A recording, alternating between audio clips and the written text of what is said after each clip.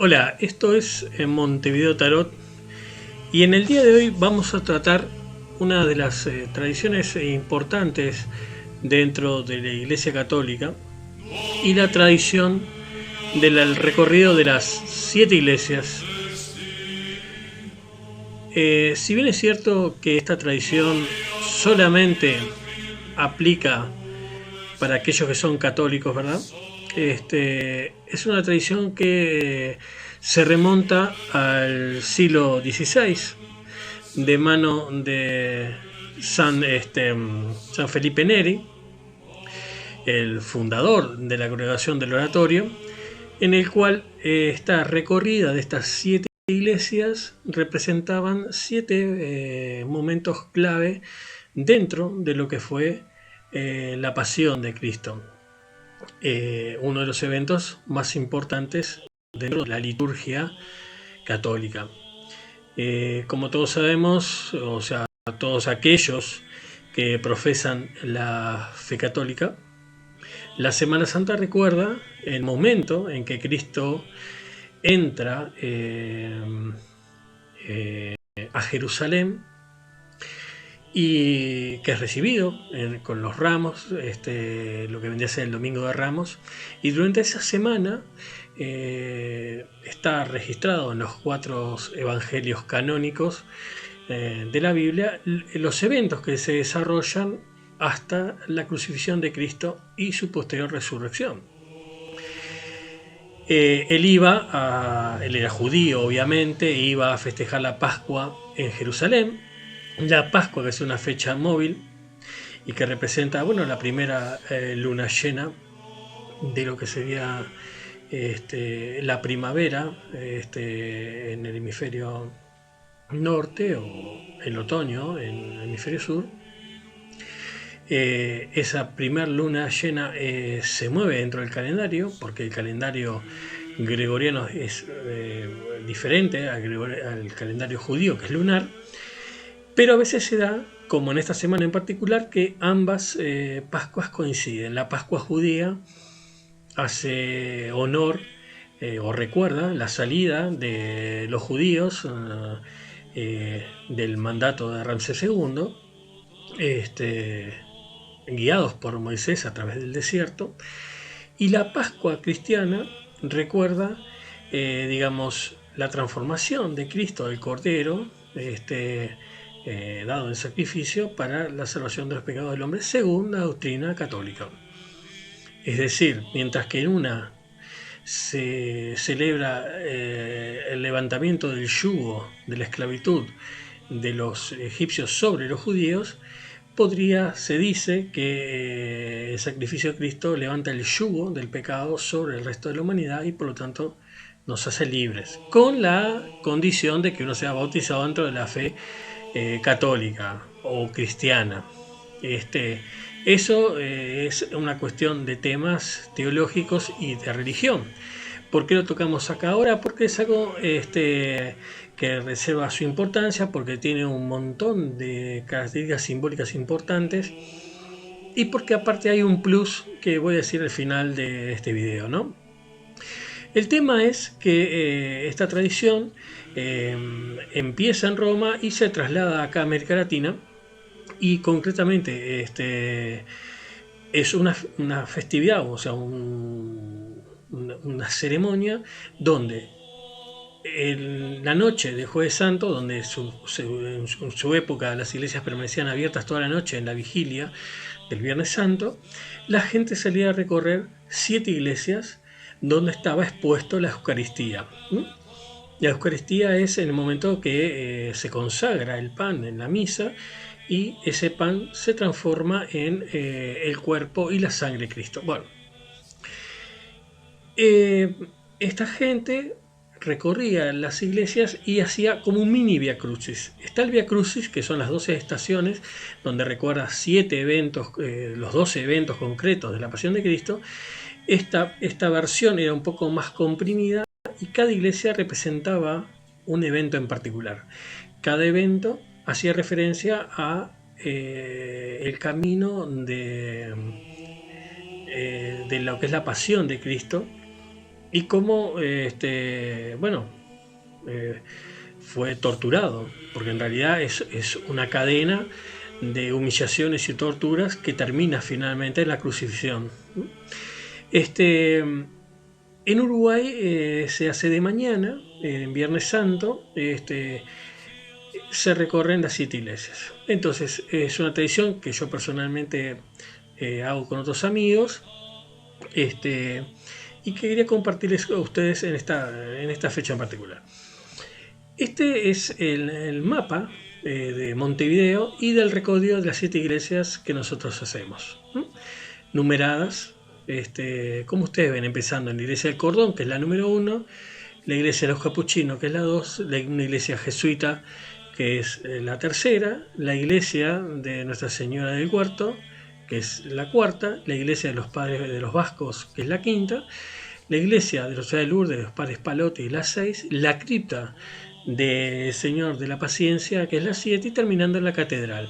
¿Por qué 8 y no 6 o no 9? Es que a veces algunas permanecían cerradas. Lo interesante de este recorrido es que, independientemente de la fe que uno puede tener, el plus que yo le decía es que, aunque uno no profese ninguna fe, el recorrer esas iglesias te trae también el hecho del acervo cultural e histórico de la ciudad, la representación de la fe de generaciones anteriores y el trabajo de grandes artistas nacionales o extranjeros que están plasmados en un montón de obras dentro de estas iglesias. Y por lo tanto, si uno es un ateo o un budista, puede disfrutar de la misma manera que uno disfruta recorriendo templos budistas o contemplando la sinagoga y cómo la gente profesa su fe. Eso es una cuestión personal que nada tiene que ver con el hecho de que uno sea religioso, sino simplemente con un evento cultural. Ahora, volviendo al tema de las iglesias, la primera iglesia significa, en lo que es la tradición, ¿no? La primera iglesia recuerda, para aquellos que no tienen ni idea de lo que pasa, una vez que Cristo entra a Jerusalén y es aclamado, los doctores de la ley se sienten amenazados por este profeta medio revolucionario. No se olviden que en ese momento Israel estaba bajo el yugo de los romanos. Entonces es capturado el Jueves Santo después de la última cena, traicionado en el huerto de Getsemaní por Judas Iscariote. Entonces la primera iglesia recuerda el trayecto que va desde el cenáculo, donde estaba donde se celebra la última cena, hasta el huerto de Getsemaní, donde Cristo ora y suda sangre al ver lo que se le viene encima, ¿no? O sea, hay una frase famosa que recoge el Evangelio que dice: Señor, aparta de mí este cáliz, pero no sea tu voluntad, mi voluntad sino la tuya, ¿no? Pues sabía que iba a ser torturado y obviamente iba a morir en la cruz, y nadie en su sano juicio desea eso, ¿no? En la segunda iglesia es la meditación del huerto, donde Cristo medita solo, donde es capturado, y va a la casa de Anás, y donde le pegan una bofetada, la primera cachetada de una larga lista de humillaciones que va a recibir Jesús de Nazaret, ¿no?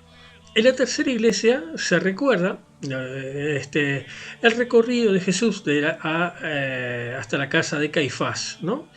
Donde, bueno, lo vuelven a escupir, lo vuelven a torturar, para que él diga que él no es el rey de los judíos, que era una de las acusaciones que andaba en boga, ¿no? Entonces, en la cuarta iglesia es cuando se lo llevan a Pilatos, ¿no? Y todos los judíos piden que Pilatos, como gobernador romano, haga justicia, y de esa mano verse libres, ¿no?, de un juicio contra un propio judío por los judíos. Entonces Pilatos decide llevarlo a la casa de Herodes, que era el rey de los judíos reconocido frente a los romanos. Y ahí también recibe una serie de sopapos y todo lo demás, y Herodes le dice, no, yo no tengo nada que ver con este hombre, ¿no? En la Santa Iglesia se medita sobre la segunda comparecencia de Pilato, o sea, lo vuelven a llevar a Pilato, porque Pilato dice, no, este es judío, que lo juzgue el rey judío. Como Herodes no quiere saber nada, porque aparte ya había asesinado a Juan el Bautista, no quería meterse más en política, y se lo manda a Pilatos. Entonces ahí es cuando Jesús es coronado de espinas y condenado a muerte por la autoridad romana, que no quería ningún tipo de sublevación, ¿no? Y en la séptima iglesia es el recorrido, ¿no? de Cristo desde el templo, o sea, el templo no, perdón, desde la casa del gobernador de Pilatos hasta el monte Calvario, llevando la cruz, ¿no? Y bueno, y el recuerdo que él resucita el tercer día.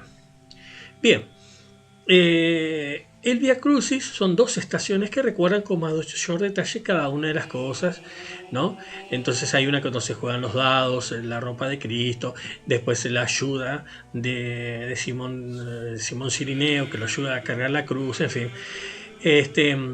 Eso hace a la Semana Santa una de las festividades más importantes de la Iglesia Católica, y al Viernes Santo como un día clave, muy importante, previo al Domingo de Resurrección, que es el momento que el cuerpo físico de Jesús fallece y emerge el cuerpo divino el tercer día cuando resucita, y aquello fue el acabose, ¿verdad? Porque los romanos abandonan su puesto de guardia, algo que no es común en la historia. Los romanos castigaban con la pena de muerte a aquellos soldados que abandonaban su puesto de guardia, y los guardias que estaban en la puerta del sepulcro abandonan el lugar. Bueno, ahí es donde aparece el Espíritu Santo. Entonces acá es cuando cierra la trilogía de el secreto, o sea, un secreto de la fe, que es digamos, el Dios Trino, Dios Padre, Dios Hijo y Espíritu Santo. Entonces forma uno de los grandes misterios de la fe de la Iglesia Católica.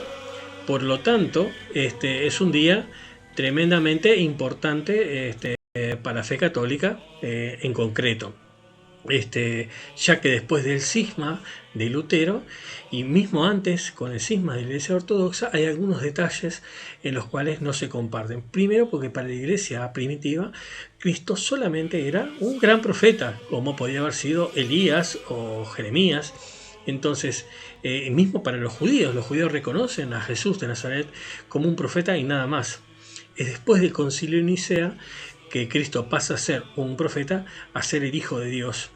Entonces, esos detalles teológicos que son de importancia capital separan a los católicos de las otras iglesias cristianas, y es un punto de gran discusión hasta hoy en día.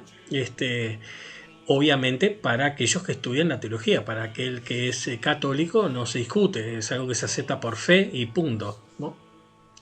Ahora, el tema que yo les quería compartir de la parte cultural de todo esto, y concretamente a lo que toca a la parte del esoterismo y el ocultismo, no se olviden que tanto el esoterismo como el ocultismo se desarrolla en Europa fuertemente influenciada por la Iglesia Católica. Si bien es cierto que abreva en la cultura judía, la Iglesia Católica nace de todo un grupo de gente que originalmente era judío. Entonces, la numerología, el número, ¿por qué son 7 iglesias y no 8? El hecho de que la creación fue hecha en 7 días, ya que el número 7 es el número considerado un número importante y cuasi divino, ¿no? Junto con el 10. Entonces, hay toda una cantidad de correlaciones místicas y esotéricas que también van de la mano, porque abrevan de la fe católica y del impacto occidental que tuvo la presencia de Jesús de Nazaret. Entonces, para que ustedes tengan una idea de algunas de las obras de arte que uno puede contemplar acá en Montevideo, tenemos varias iglesias Por ejemplo, es el techo de la iglesia de los jesuitas, donde se representa la resurrección de Cristo. Obviamente no es la Capilla Sixtina de Roma, que es una locura pintada por Miguel Ángel, que es lo que hacen los turistas cuando van a Europa, a Roma concretamente, sin tener ningún tipo de conexión a la fe católica. El arte es lo que hermana muchas veces a los hombres de diferente fe. Entonces, es espectacular este techo, donde se representa en el momento de que Cristo es elevado y coronado como rey de la creación y desplegado su poderío total como Dios Hijo. Acá vemos, por ejemplo, uno de los soportes donde se lee la Biblia en la iglesia de los vascos, tallado en madera, una hermosa representación de algo que simplemente soporta la Biblia. Algo que simplemente soporta la Biblia no es tan así, ya que es considerado el libro sagrado, igual que el lugar donde se guardan los rollos de la Torá dentro de la sinagoga, que están extremadamente elaborados y donde se percibe un arte muy exquisito de estos artesanos o artistas, porque en realidad no sabría decirles quién es el autor de este tallado de madera en particular. Este es o sea, esto está en la catedral, en la capilla de Nuestra Señora del Huerto, es en el altar mayor, y eso que ustedes ven ahí está laminado en oro.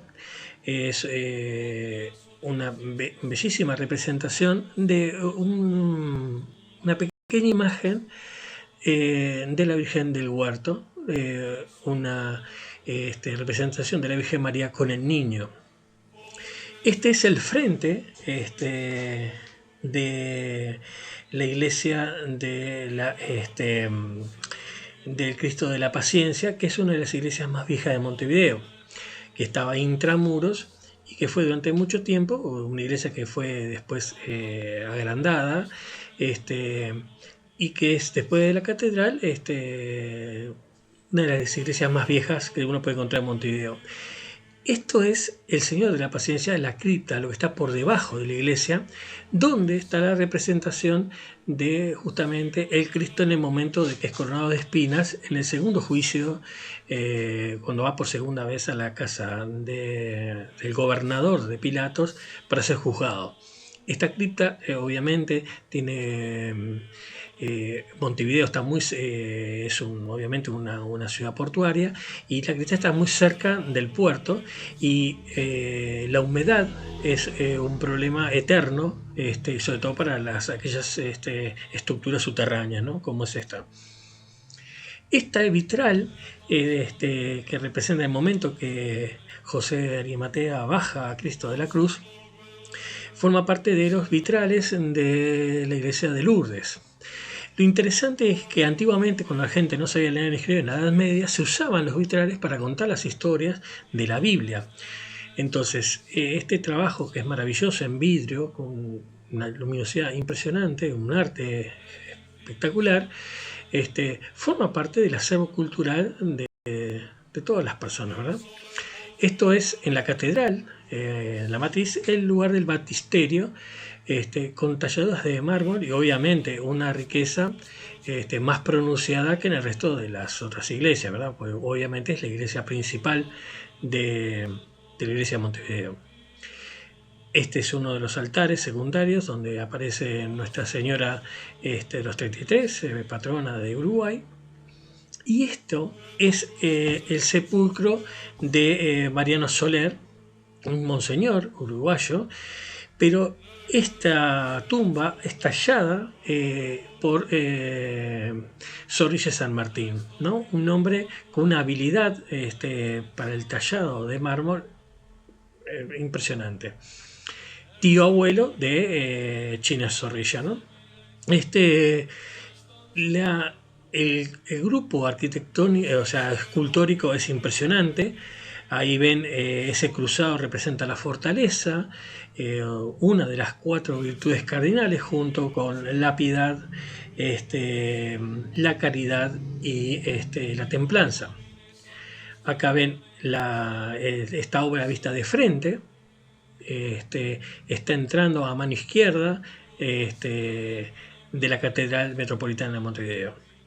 Entonces, para que tengan una idea de la riqueza, más allá de las concepciones de fe. El recorrido, que es tradicional, y en Uruguay nos consideramos un pueblo bastante no muy de fe, sino más bien un pueblo laico. Entonces se hacen procesiones, se va, se recorre las 7 iglesias, saliendo de las iglesias, que hay una alta concentración de iglesias en la ciudad vieja y el centro de la ciudad. Entonces se encuentran ahí como 8 o 10 templos de la vuelta. Entonces la gente hace su propio recorrido, o hay recorridos organizados por la curia. Entonces la gente va en procesión. Originalmente, como ya les decía, se hacían en las 7 iglesias de noche, donde se oficia misa el Jueves Santo, se pone el ostensorio y se deja expuesto la Eucaristía. ¿Por qué? Porque el Viernes Santo es el único día en el año donde no se oficia misa por el luto, ¿verdad? Cristo muere el Viernes Santo, por lo tanto no se oficia, se guarda las Eucaristías consagradas para comulgar el Viernes Santo. Eso forma parte de toda la tradición de la Iglesia Católica. Bueno, era simplemente este video para traerles a ustedes cómo la parte religiosa de fe, la búsqueda de respuestas por otros medios también, que pueden ser o no aprobados por los sacerdotes o los pastores, o los rabinos, o los imanes de diferentes religiones, la inquietud intelectual del ser humano a buscar respuestas que lo lleva a desarrollar la ciencia, dejando de lado la explicación metafísica o sobrenatural, no quita el hecho de que uno quiera buscar otras respuestas, aunque estén en contraria oposición con la ciencia, porque justamente hay los asuntos de fe o de creencia, no aplica el método científico. Entonces, puede haber una contradicción interna, que la hay, sobre todo una contradicción lógica, pero eso no impide que el espíritu de uno quiera curiosear o quiera expandirse. De esa manera es que uno va y visita otras religiones, lee libros de autores que no tienen nada que ver con la fe de uno, para tratar de aumentar el acervo de lo que se escribe, del conocimiento, y entrar en debates sobre diferentes puntos de vista, lo que hace es el enriquecimiento del alma. De última, yo creo firmemente que una vez que uno fallece, todo ese camino que uno recorrió va a tener un significado posteriormente. En el caso de que yo estuviera equivocado y todo el desarrollo de la cultura humana sea simplemente una anomalía en el desarrollo de la vida, ¿no? Y el desarrollo del cerebro y de la inteligencia, y que sea solamente un gran cuento de hadas que nos contamos para consolarnos en la oscuridad del universo, en la soledad que implica ser la única especie que ha desarrollado lenguaje y un conocimiento que pueda interactuar entre sus congéneres. O sea, hay vida inteligente en el planeta, hay animales que son muy inteligentes, pero que aún no nos podemos comunicar con ellos y no podemos entender nada de sus procesos mentales. Entonces nos sentimos muy solos como especie. En realidad somos 7.000 millones de personas. El sentirse solo simplemente es una especie de manía personal, ¿no? Pues es imposible sentirse solo rodeado de gente, pero hay gente que sí se siente solo rodeada de un montón de gente, y dice que nosotros como especie efectivamente estamos solos en el gran concierto del entendimiento y del conocimiento, nos guste o no, o les guste o no a los animalistas. Aún no nos podemos comunicar, más allá de aquellos intentos de intercomunicación del lenguaje, con algunos experimentos, con aquella famosa gorila que puede hablar en señas y que es algo muy interesante. Pero de última, el final de la vida, y que hay mucha gente que piensa de que existe algo más, que simplemente es el pasaje del viaje, ¿no? Como decía John Lennon, es simplemente bajar de un vagón y subirse a otro. La inquietud interior está y existe y nos lleva justamente a estos múltiples caminos que nos brinda la experiencia humana de vida. Bueno, espero que les haya agradado el video. Seguiremos después con los grandes tarotistas de la historia. Nos toca desarrollar a Eliphas Levi, quien era este particular francés. Y bueno, nos veremos entonces en el próximo video. Desde aquí, un saludo grande. Rubén les saluda de Montevideo Tarot. Que tengan una buena y linda jornada.